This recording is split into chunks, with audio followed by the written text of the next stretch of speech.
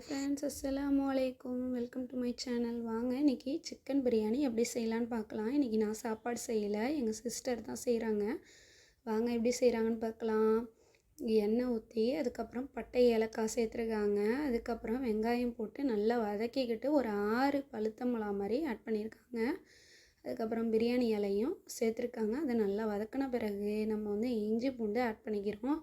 இஞ்சி பூண்டு ஒரு 4 ஸ்பூன் மாதிரி ஆட் பண்ணியிருக்காங்க. இதையும் நல்லா வந்து நம்ம வதக்கிக்கலாம். இது நல்லா வதங்கின பிறகு நம்ம வந்து ஒரு 4 தக்காளி மாதிரி ஆட் பண்ணிக்கலாம். இதையும் நல்லா வந்து வதங்கணும். இந்த மாதிரி நல்லா வந்து வதங்குற அளவுக்கு நல்லா வந்து நம்ம மிக்ஸ் பண்ணிக்கலாம். இதை வந்து ஒரு 2 நிமிஷம் மாதிரி நம்ம மூடி போட்டு வைக்கலாம். நல்லா வதங்கணும், அதனால் மூடி போட்டு வச்சிடலாம். வாங்க இந்த அடுப்பில் வந்து நம்ம தண்ணியை ஊற்றி அதில் வந்து புதினாவை சேர்த்து நம்ம வந்து உப்பு தேவையான அளவு கொஞ்சோண்டு சேர்த்து இதில் வந்து அரிசியை வேக வைக்கணும். அரை வேக்காடு. இதில் நம்ம வந்து தேவையான அளவு நம்ம பிரியாணியிலே உப்பையும் ஆட் பண்ணியாச்சு.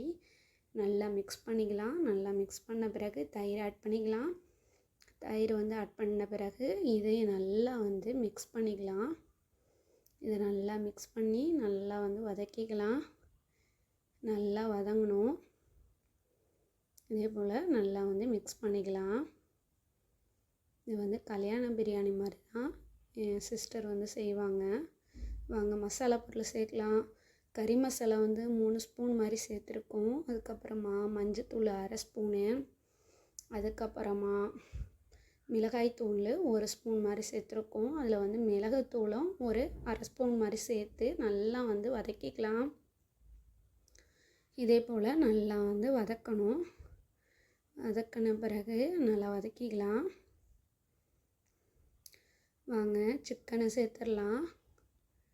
சிக்கன் பீஸை வந்து சேர்க்கலாம். சிக்கனை சேர்த்து நல்லா வந்து இதையும் நல்லா வந்து மசாலாவோட நல்லா வந்து வதங்கணும். இதே போல் நல்லா வதங்கணும். மசாலாவோட வதங்குற மாதிரி நல்லா வந்து நம்ம கிண்டி விட்டுக்கலாம். இது மாதிரி கிண்டி விட்ட பிறகு ஒரு மூடி போட்டு ஒரு 5 நிமிஷம் மாதிரி நல்லா வேகணும். வாங்க 5 நிமிஷம் ஆயிடுச்சு. இப்போ வந்து நம்ம வினிகரை வந்து கொஞ்சோண்டு சேர்த்துருக்கோம். இதையும் சேர்த்து நல்லா வந்து வதக்கிக்கலாம். நல்லா வதக்கணும். பாருங்கள் ஓரளவு வெந்திருக்கு. இப்போ நல்லா இருக்குது, டேஸ்ட்டாகவும் இருக்குது. நல்லா உப்புனா கரெக்டாக இருக்குது. இந்த ஸ்டேஜில் நம்ம வந்து மூடி வச்சுட்டு ஓப்பன் பண்ணி பார்க்கலாம். ஓரளவு வெந்திருக்கு. வாங்க இப்போ வந்து புதினா மல்லியும் சேர்த்தாச்சு. சேர்த்து மூடி வச்சாச்சு. இப்போ வந்து ஒரு 2 நிமிஷம் நல்லா வதக்கி விட்டுக்கலாம். இப்போ இது நல்லா வந்து வதங்கணும். அடி பிடிக்காத அளவுக்கு நம்ம வந்து அதை கிண்டிக்கிட்டே இருக்கணும், இல்லைன்னா அடி பிடிச்சிடும். இப்போ தேவையான அளவு நம்ம தண்ணியை சேர்த்தாச்சு. இப்போ சேர்த்த பிறகு இந்த அரிசி வந்து அரை வேக்காடு ஆயிடுச்சு. இந்த அரிசியை வந்து பாருங்கள் நல்லா அரை வேக்காடு ஆகிடுச்சி. சரியா, இப்போ அரிசியை வந்து நம்ம இதோட ஆட் பண்ணிக்கலாம். அதனால் அரிசியை வந்து வடிச்சுக்கணும். வாங்க அரிசியை வடித்தாச்சு. இது வடித்த பிறகு இதோட ஆட் பண்ணிக்கலாம். அரிசியை வடித்தாச்சு. வாங்க அரிசி ஆட் பண்ணிக்கலாம்.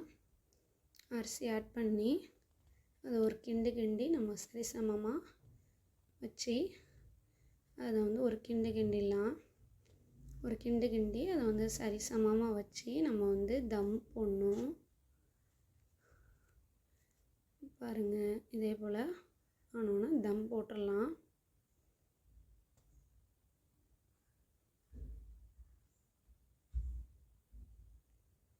இதில் நம்ம வந்து கலர் பவுடரும் கலர் இதுவும் சேர்த்துக்கிறோம். கலர் லிக்யூடும் இந்த பவுட்ரை வந்து நம்ம வந்து தண்ணியில் நல்லா கரைச்சி நம்ம வந்து எடுத்துருக்கோம்.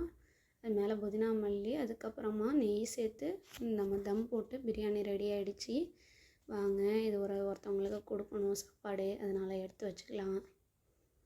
சிக்கன் பீஸ் ரெடி பண்ணி வச்சாச்சு.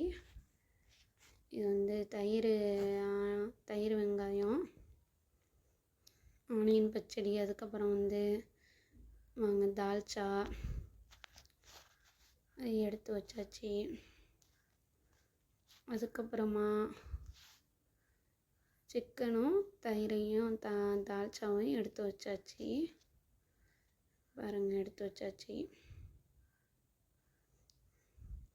அடுத்தது வாங்க பிரியாணியை தான் எடுத்து வைக்கணும். பிரியாணியை எடுத்து வைக்கலாம்.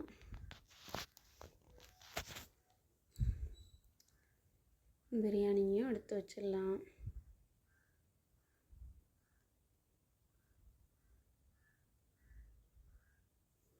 பிரியாணியும் எடுத்து வச்சாச்சு.